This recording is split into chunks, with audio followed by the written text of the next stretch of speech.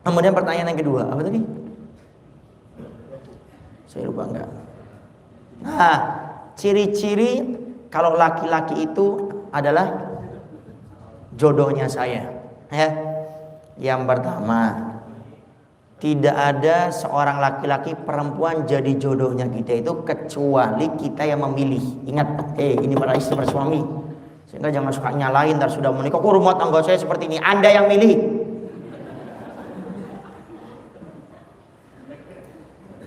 Sehingga kita ini diperintah sama Nabi, fatfara bitadidin taribati ada, pilih agamanya baik, kamu akan jadi orang beruntung. Kalau hadis fullnya ini, satu hadis ini, tungkahul mar'a li arba, nikahilah perempuan karena 4 perkara ini. Pertama, li jamaliha, karena kecantikannya. Kedua, limaliha, karena hartanya. Ketiga, li nasabi, karena nasabnya. Keempat, li diniha, karena agamanya. Fatfar bitadidin taribati ada, pilih agamanya baik, kamu akan jadi orang beruntung. Nabi tahu para laki-laki ini kalau ngeliat perempuan tuh cantiknya dulu. Bohong kalau bilang saya pilih yang penting agamanya baik. Ayo kalau mukanya segi 4, segi 5, mau? Makanya Nabi paham, diberitahu sama Nabi, cantik, ini nggak apa-apa, cari yang cantik, tapi ngaca gitu lah. Cari yang kaya, nggak apa-apa, untuk membantu dalam dakwah rumah tangga, nggak apa-apa, tapi ngaca gitu lah. Cari yang nasabnya baik, nggak apa-apa, tapi ngaca gitu lah. Cari agamanya baik, nggak apa-apa, tapi ngaca gitu.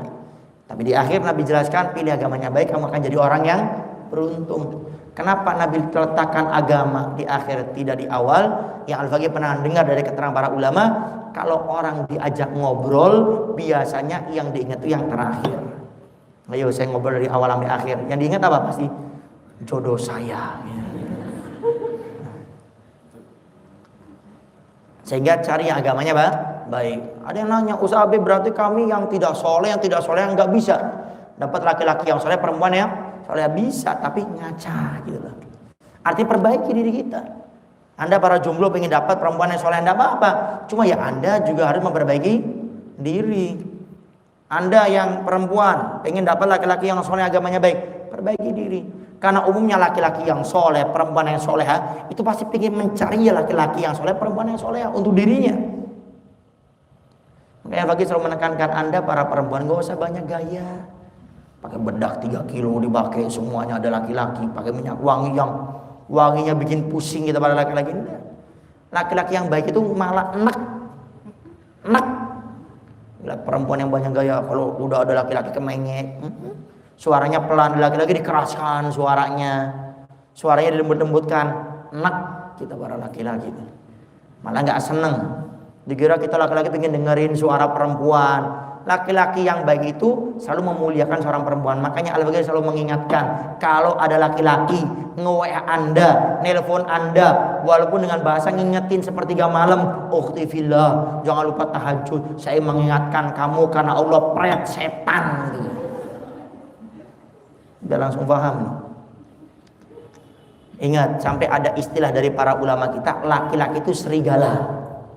Pokoknya laki-laki Anda pandang serigala, termasuk Anda ngeliat saya serigala. Artinya apa? Harus hati-hati. Tahu serigala? Lengah dikit, caplok. Pertama ngingetin tahajud, nge-share majelis taklim, info-info, nge-share kata-kata mutiara, lama-lama ngajakin ketemuan. Nah itu serigala, setannya mulai muncul itu. Ya. Anda para jumblowati yang sudah menikah, Anda lihat laki-laki itu serigala semuanya. Walaupun kita para ustadz, serigala. Cuma kalau ustadz ya jangan serigala. Ya, ntar ustadznya takut tersinggung, nggak mau ngajar. Ntar. Di hati aja maksud Al-Faqir itu. Sehingga cari agamanya baik. Pertama, bagaimana kita mengetahui jodoh itu adalah jodohnya kita? Kriteria dulu yang harus kita tetapkan. Cari agamanya baik. Yang kedua, setelah kita melihat ini orang agamanya baik, ini sebetulnya sama jawaban istikharah juga secara tidak langsung pertanyaan ini. Yang kedua, kalau kita pengen mengetahui ini jodohnya kita atau tidak, setelah kita lihat, kita seleksi ini agamanya baik, kedua adalah dengan kita dimudahkan atau tidak untuk menikah dengan laki-laki atau perempuan tersebut. Yang kedua, diberikan kita ketenangan dalam hati. Ini yang paling sering, ketenangan. Jadi di saat kita sudah ta'aruf, khitbah, kemudian itu tenang hati, tidak ada kegundahan, kegalauan. Kemudian untuk menikah diberikan kemudahan, itu jawabannya seperti itu. Dan ini termasuk jawaban istikharah. Ada orang yang sering nanya, Ustaz, jawaban istikharah itu bagaimana? Jawaban istikharah itu biasanya ada 3. 1 lewat mimpi. Cuma ini tidak jadi pedoman kata para ulama kita.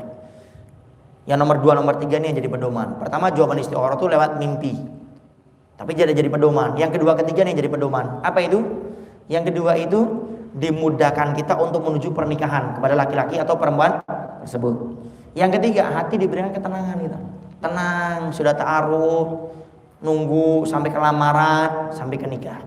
Itu biasanya menunjukkan ini jodohnya kita, dimudahkan atau tidak, diberi ketenangan kita. Wallahu a'lam bishawab.